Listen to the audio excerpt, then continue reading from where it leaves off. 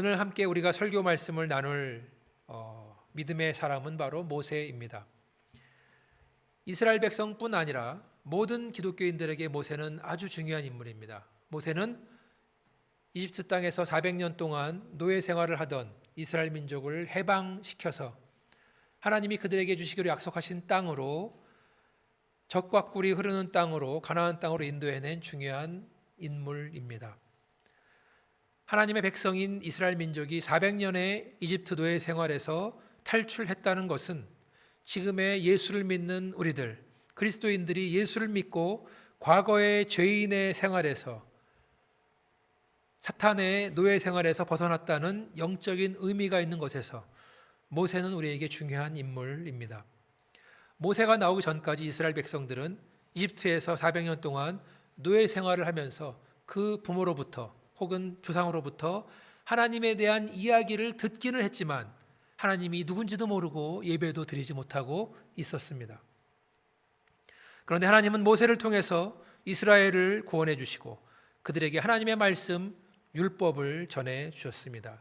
시내산에서 모세를 통해서 주신 하나님의 말씀, 율법은 이스라엘 민족의 뿌리일 뿐만 아니라 구원받은 우리 믿는 자들에게도 매우 중요한 하나님의 말씀인 줄 믿습니다. 여러분, 모세의 이름의 뜻이 무엇인지 아십니까? 모세의 이름의 뜻, 물에서 건져내다. 감사합니다. 모세의 이름의 뜻은 물에서 건져내다, 물에서 구원하다라는 뜻입니다. 이것은 이집트 왕의 딸, 바로의 딸인 공주가 모세를 처음 만나는 순간 그 이야기로 시작됩니다. 모세가 태어났을 당시에는 이집트 정부는 자기 백성보다 더 많아지고 있는 히브리 노예들의 숫자를 두려워합니다.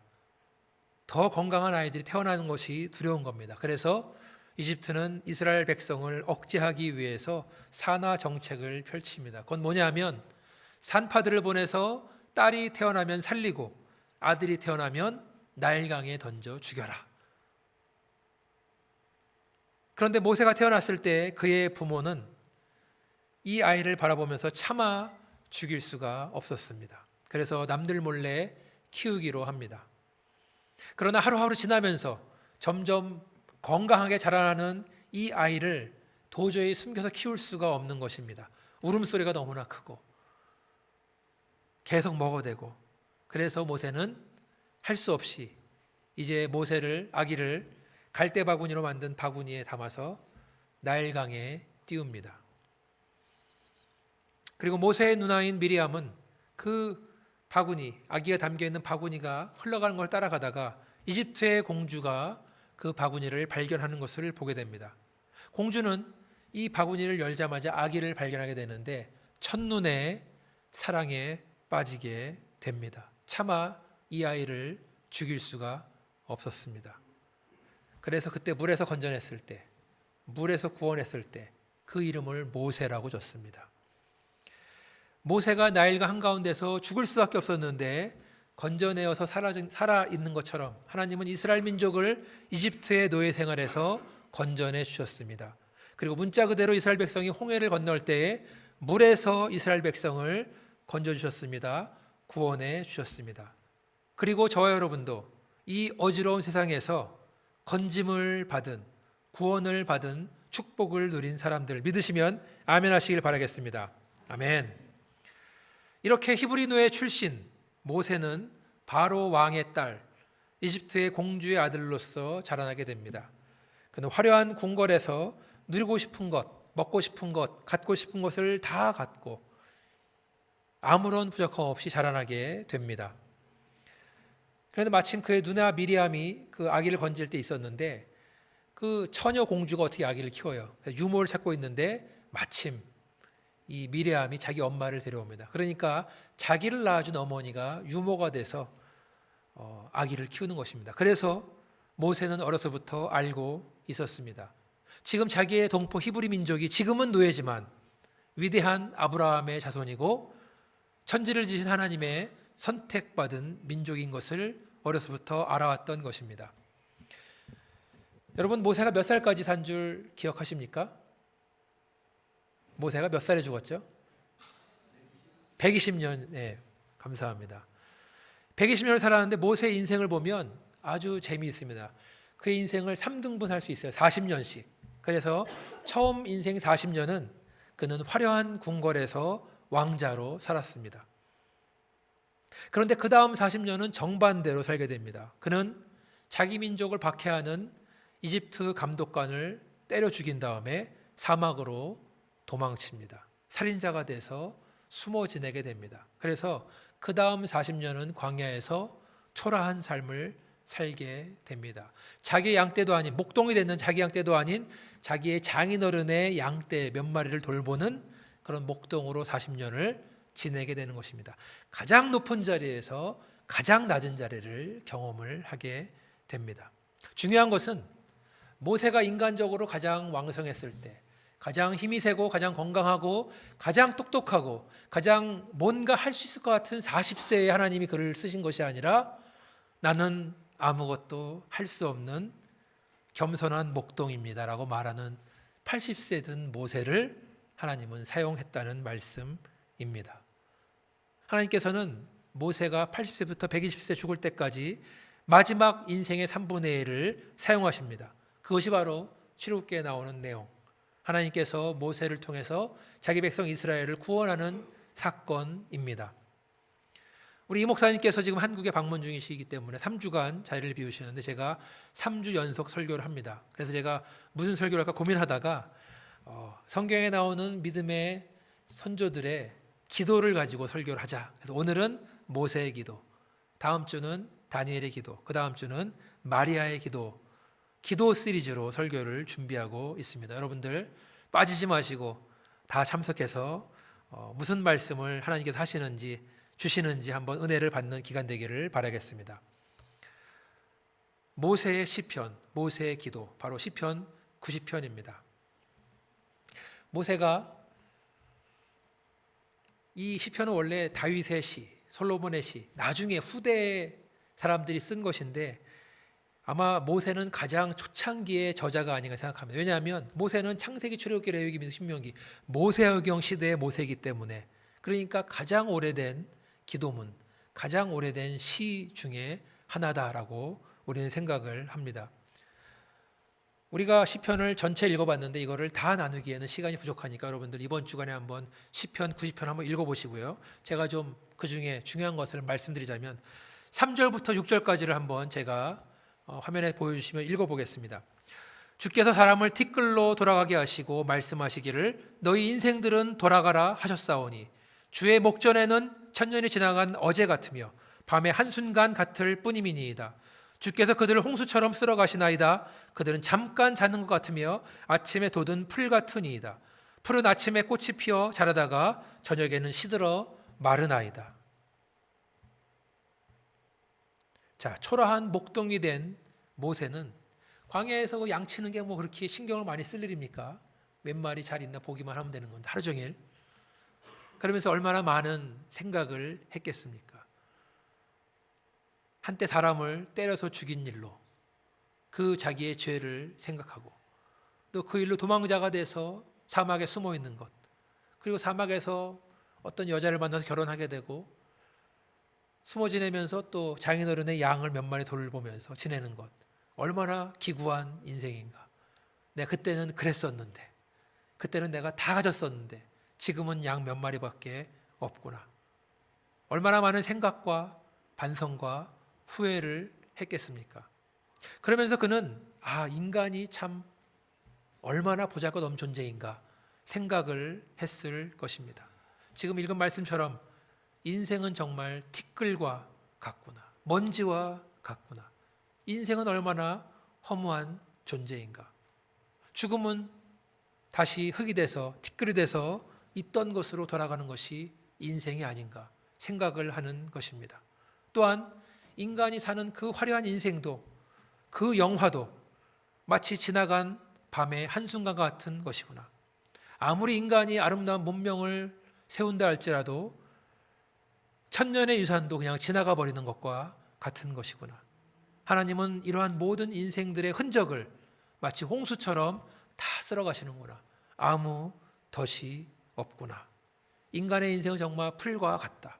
아침에는 화려하게 피는 것 같지만 저녁에는 그냥 져버리는 풀, 아무도 기억하지 못하는 풀과 같다. 정말 허무하다. 정말 시간은 덧없다. 계속해서 9절부터 12절까지 제가 읽어드릴게요. 9절부터 12절까지. 우리의 모든 날이 주의 분노 중에 지나가며 우리의 평생이 순식간에 다하였나이다. 우리 연수가 70이요 강건하면 80이라도 그 연수의 자랑은 수고와 슬픔뿐이요 신속히 가니 우리가 날아가나이다. 누가 주의 노여움의 능력을 알며 주의 진노의 두려움을 알리이까. 우리에게 우리 날 계수함을 가르치사 지혜로운 마음을 얻게 하소서. 인생은 정말 순식간에 지나간다. 그렇기 때문에 하나님 모르고 사는 인생은 정말 아무 의미가 없다라는 것을 깨닫는 것입니다. 그리고 인간의 연수가 70이요 강건하면 80이라고 했습니다. 모세 본인은 120세를 살았으면서 이렇게 70 혹은 80이다. 아마 80세가 되기 전에 이걸 썼나 봐요. 그렇게 했습니다. 아마도 모세는 80세 이후 40년의 인생은 하나님이 보너스로 주신 거구나. 하나님을 위해 써야겠다라고 생각한지도 모르겠습니다.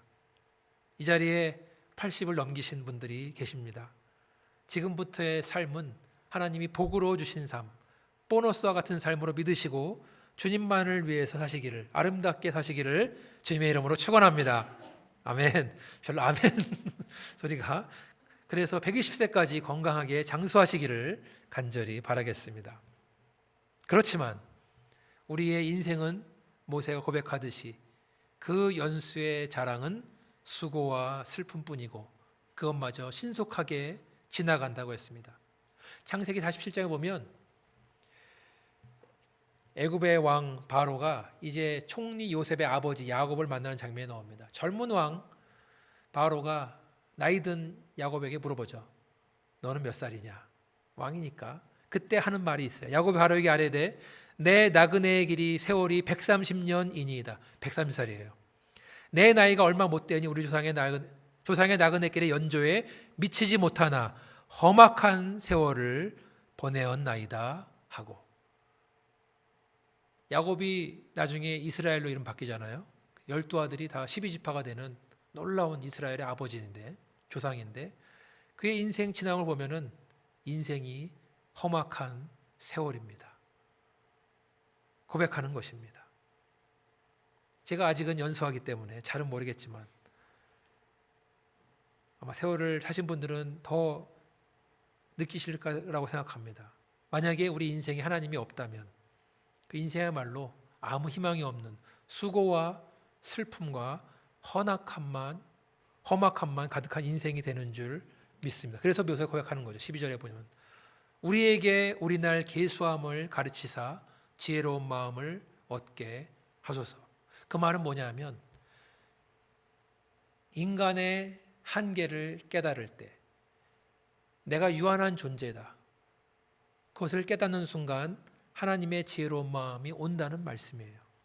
분수를 알면 지혜가 온다는 말씀입니다. 인생이 얼마나 짧은가?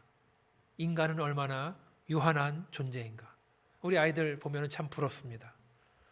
그런데 어린아이일수록 젊었을 때, 어렸을 때 하나님을 알고 자기의 인생의 날을 계수하는 지혜를 얻는 것이 중요한 줄 믿습니다. 인생의 한계를 빨리 알면 빨리 알수록 지혜로운 마음을 얻는 것입니다. 제가 설교 시간에 말씀드린 것 같은데 또 다시 한번 말씀드리겠습니다. 제가 아마 7살 됐을 때 갔습니다. 초등학교 들어가기 전에 유치원 때 갔습니다. 그때 숫자도 배우고 곱셈도 배우고 저희 어머니가 뭐 장남이니까 막 이것저것 가르쳤죠. 1년이 365일이다. 이것도 배웠어요.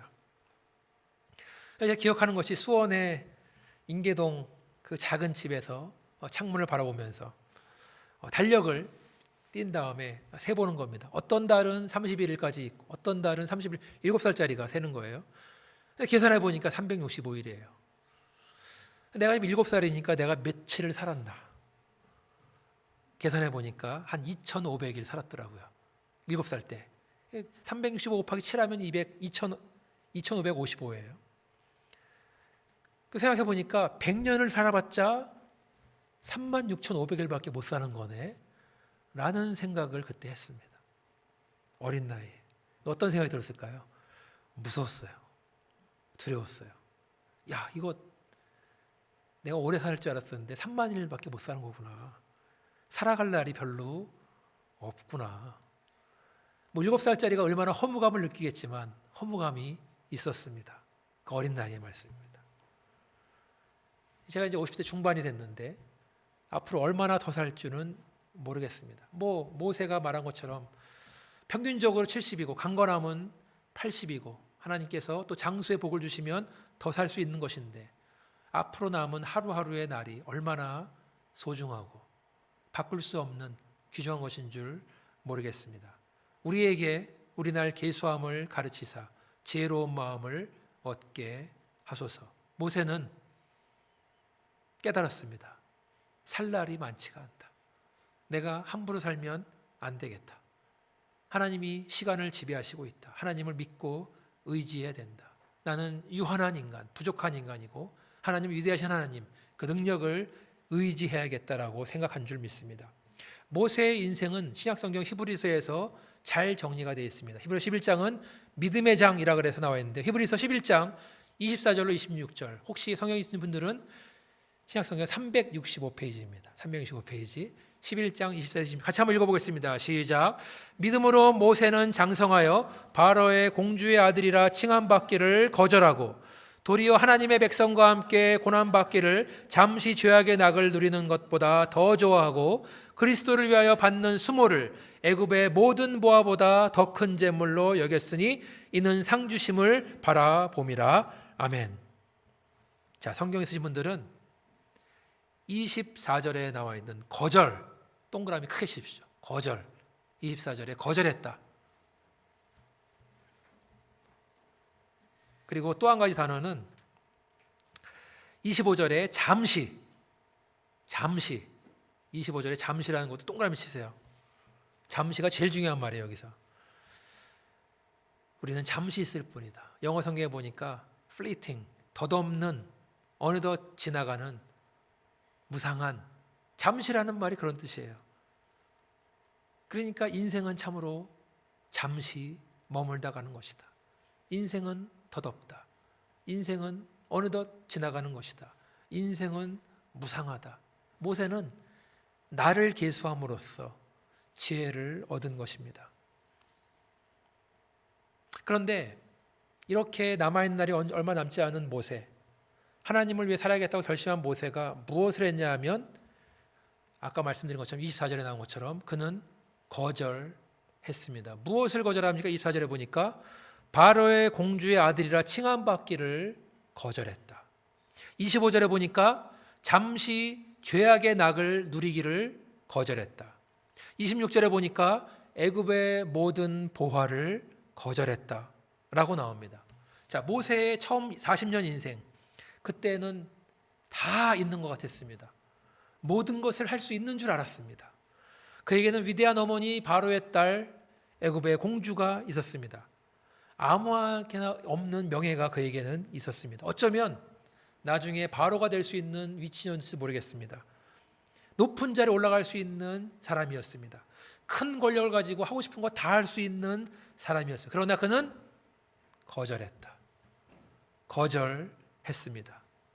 또한 그는 죄악의 낙을 누릴 수 있었습니다. 여러분, 모세가 살았던 고대 이집트 얼마나 타락한 도시입니까? 인간이 누릴 수 있는 모든 쾌락을 맛볼 수 있었고 해보고 싶은 거 다 해볼 수 있었고 성적인 죄악, 마약, 술, 온갖 음탕한 못된 짓을, 더러운 것들을 다 하면서 쾌락을 누릴 수 있는 자리에 있었습니다. 그러나 그것을 그는 거절했다. 그리고 이집트로 모여든 온 세계에서 온 진귀한 보물들, 돈들, 화려한 것들 다 만져보고 다 가질 수 있었습니다. 지금으로 말하면 온갖 명품과 금장식들과 뭐 금시계 이런 것들이겠죠. 다 가질 수 있어요. 그러나 모세는 그것을 거절했다. 어떻게 모세는 인간적으로, 문화적으로 화려한 궁궐의 삶을, 그 쾌락을, 인간의 본능적인 것들을 버릴 수 있었는가, 거절할 수 있었는가? 어떻게 타락이라는 인간의 본성을 역행할 수 있었는가? 그 비밀은 24절에 나오는 말씀, 어떻게 시작하지? 24절. 11장 24절. 믿음으로 모세는 믿음으로 거절한 겁니다. 믿음이 있기에 거절할 수 있었습니다. 믿음이 있기에 바로의 딸, 공주의 아들이라는 것을 거절합니다. 명예를 거절하는 겁니다. 믿음이 있기에 쾌락과 향락과 죄에 빠지는 것을 거절하는 겁니다. 믿음이 있기에 이집트의 값진 보물들을 거절하는 것입니다. 거절만 하는 것이 아니라 모세는 올바른 선택을 합니다. 뭘 선택합니까? 하나님의 백성과 함께 고난받기를 선택했다. 결코 쉬운 일이 아니었습니다. 어려운 일이었습니다. 400년 동안 애굽에서 종으로 살았던 백성들한테 너희들은 하나님의 자녀들이야. 너희들은 노예가 아니야. 하나님께서 너희들을 위해서 약속의 땅을 준비해 놨어. 우리는 광야를 지나가야 돼. 라고 말했을 때 오케이 따라갔습니까? 아니죠. 그동안 살아온 게 있는데, 그동안 영위해 놓은 삶이 있는데 어떻게 따라갑니까? 그런데 하나님께서 기적적으로 데려나가시는 거죠. 이 사람들만 설득해야 되는 게 아니에요. 또 애굽 왕을 설득해야죠. Let my people go. 내 백성을 보내라. 200만 명 되는 노예를 왜 보냅니까? 공짜로 쓸 수 있는 노예들을 안 보내죠. 하나님이 그의 마음을 돌같이 굳게 하십니다. 그런데 하나님의 10가지 재앙을 다 경험한 다음에 결국에는 그의 장남, 사랑하는 아들이 죽은 다음에야 백성들을 내줍니다. 하나님 백성과 고난받는 것을 선택했다. 여러분, 광야에서 삶은 편했습니까? 편하지 않죠. 얼마나 하루하루가 힘들고 괴롭습니까? 뜨거운 태양과 추운 날씨와 조금만 힘들면 다시 돌아가자. 조금만 배고프면 애굽에서 먹던 고기와 마늘과 부추가 먹고 싶다. 계속 따지는 거죠. 뭔 일 있으면 돌로 죽이려고 그러죠. 그러나 모세는 하나님의 백성과 함께 고난받기를 선택을 했습니다. 또 모세가 어떻게 했습니까? 26절에 보니까 그는 그리스도를 위해 받는 수모를 더 큰 재물로 여겼다라고 했습니다. 그리스도를 위해 받는 수모를 더 큰 재물로 여겼다.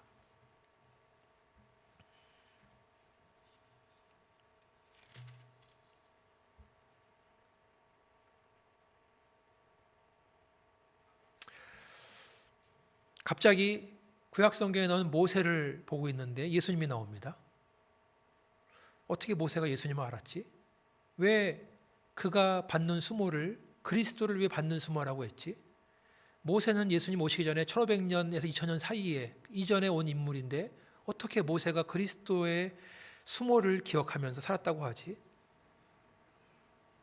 모세의 믿음을 말하면서 그리스도 예수를 언급한 이유가 있습니다. 그것이 바로 성경의 비밀이고 성경의 신비입니다. 왜 예수님이 모세 이야기에 등장합니까? 모세의 삶을 통해서 우리가 예수님의 삶을 볼 수 있기 때문에 그랬습니다. 예수님께서 이 땅에 오셨는데 예수님은 이 땅에 오실 때에 우리를 위해서 사시고 십자가 죽으시기 위해서 거절한 것들이 있는 것입니다. 예수님은 하늘에서 하나님으로서 영화로운 삶을 포기하시고 하나님이시기를 포기하시고 인간의 모습으로 종의 모습으로 이 땅에 오셨습니다. 십자가의 고난과 죽음을 기쁨으로 받으셨습니다.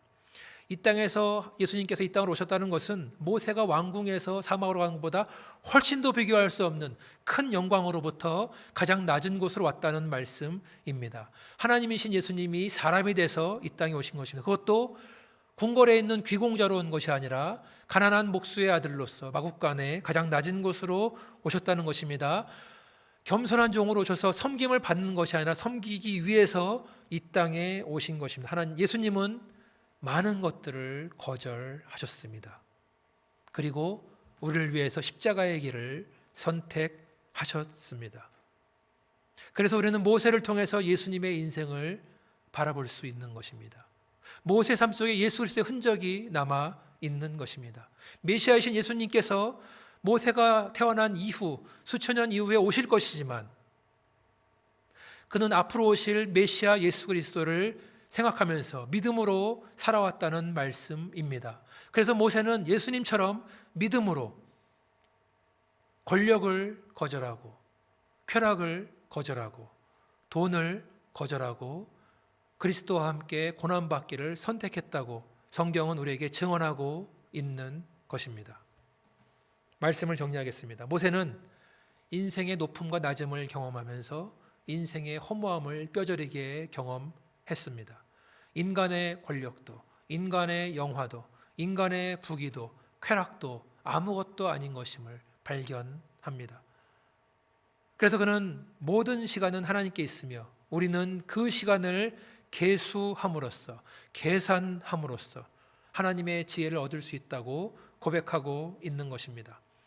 유한한 인간의 삶을 영원하신 능력의 하나님과 비교했을 때야 그는 비로소 하나님의 영원하신 나라를 믿을 수 있는 것입니다. 그래서 믿는 자들은 거절할 수 있습니다. 무엇을 거절합니까? 권력과 쾌락과 돈입니다. 유명한 리차드 포스터의 책, 돈, 섹스, 권력이란 책. 인간이 가장 유혹에 빠지고 싶고 인간이 자기 인생의 목표를 잘못 설정하기 쉬운 세 가지를 이미 모세는 거절했습니다. 영원하신 하나님을 생각할 때 인간이 누리고 싶어하는 권력과 그 쾌락과 돈은 아무것도 아닌 것임을 그는 발견하고 그는 믿음으로 그리스도가 신 고난의 길을 선택했다는 것입니다. 궁궐이 아닌 광야의 삶으로, 쾌락이 아닌 고난의 삶으로, 돈이 아닌 더 큰 천국의 상을 받기로 선택을 한 것이고 그리스도를 믿음으로써 사는 믿음의 삶을 모세는 살았다는 것입니다. 반대로 말해서 우리에게 온전한 믿음이 없다면 우리에게는 권력이 전부가 되는 것이고 믿음이 없다면 쾌락이 전부가 되는 것이고 믿음이 없다면 돈이 전부가 되는 인생이 된다는 말씀입니다. 믿음으로 그리스도와 함께 이런 것들을 거부하시고 그리스도와 함께 고난의 길을 선택하시기를 주님의 이름으로 축원합니다. 아멘. 믿음의 눈으로 금세 사라져버릴 안개와 같은 권력, 대통령 5년 하면 끝이에요. 미국 8년 하면 끝입니다. 아무도 기억하지 않고 그 말로는 대부분 초라합니다. 겸손의 길을 택하시는 저 여러분 되시기를 주님의 이름으로 축원합니다. 믿음으로 썩어져 버릴 이 땅의 재물이 아닌 영원한 천국의 상금, 썩지 아니할 영광의 삶을 구하시는 저 여러분 되시기를 주님의 이름으로 축원합니다. 우리는 잠시 세상에 살고 있는 것입니다. 그 이후에는 영원한 천국, 하나님이 손으로 지으신 절대로 무너지지 않는 거룩한 나라가 우리를 기다리고 있는 것입니다. 그렇게 믿으시면 아멘 하시길 바라겠습니다. 같이 한번 기도하시겠습니다. 아버지 하나님 감사합니다. 그렇습니다. 주님, 모세의 고백처럼 인간의 나를 계수할 수 있는 지혜를 주시고 하나님의 지혜를 얻을 수 있도록 도와주셔서 영원하신 천국을 기억할 때에 우리 앞에 놓여있는 우리를 유혹하는 권력과 쾌락과 돈은 지나가 버리는 것임을, 썩어져 버리는 것임을, 아무것도 아닌 것임을 깨달을 수 있도록 도와주시고 그리스도와 함께 고난의 길을 가는 것을 즐겨할 수 있도록 하나님 도와주셔서 이 모든 말씀을 예수님 이름으로 기도합니다. 아멘.